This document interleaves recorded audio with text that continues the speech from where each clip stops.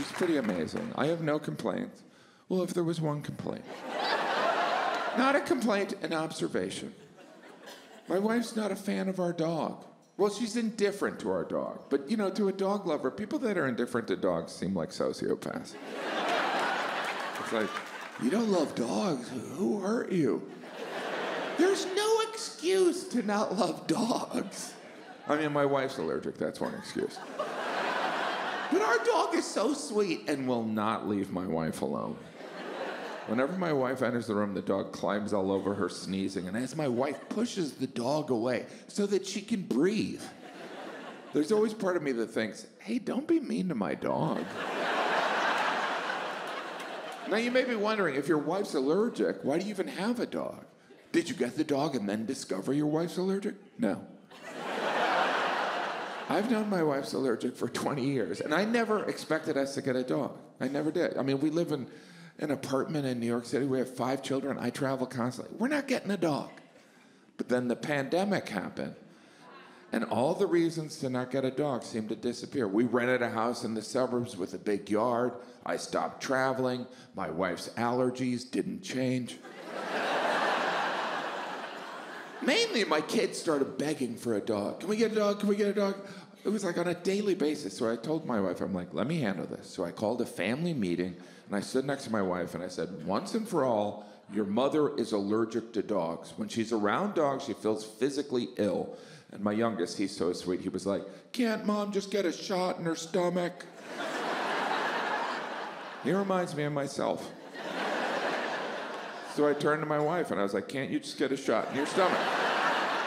She was like, what the hell are you doing? And I was like, well, I don't know why you're mad at me. He's the one who asked. She didn't think it was funny. And I could see that we weren't getting anywhere. So I proposed a compromise. I was like, what if we fostered a dog? The dog would only live with us until a permanent home was found or my wife died. She really didn't think that was funny and left the room. But the next day, out of nowhere, she was like, all right, fine, we can foster a dog, but we're not keeping it. And I was like, we're not keeping it. So I went and I got this dog and I brought it home. And the most incredible thing happened. Not only did my children fall in love with this dog, but slowly, over time, and being occasionally exposed to the dog, my wife's allergies didn't change. But she witnessed how much my children loved the dog, so she decided we could keep the dog.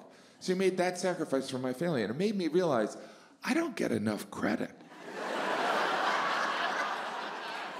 I don't bring this up a lot, but I think I'm allergic to children. And we got 5 of those. We only got 1 dog, and it's not a competition, but I win.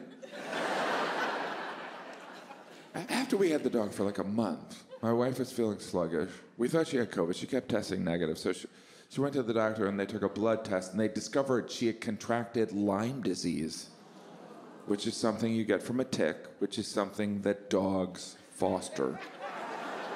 She told me this over the phone, and I was like, oh, she's going to kill me. She's going to kill me, and she has every right to kill me.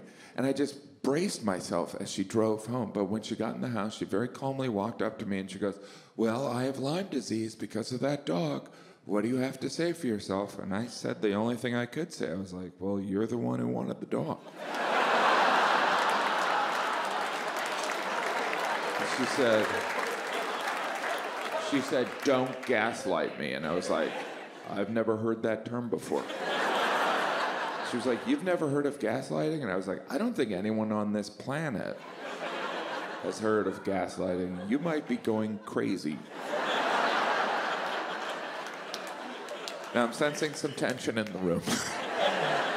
What you have to understand is that the Lyme disease is gone. She's fine. And by the way, also, my wife is the strongest person I've ever met. Those 5 children, she gave birth to each of those children in our apartment, no drugs. She had Lyme disease, it's gone, she's fine. Before that, she had a brain tumor, it's gone, she's fine.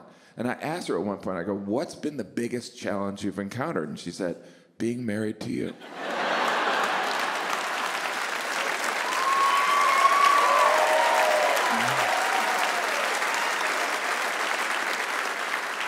And I have to tell you, I take pride in that.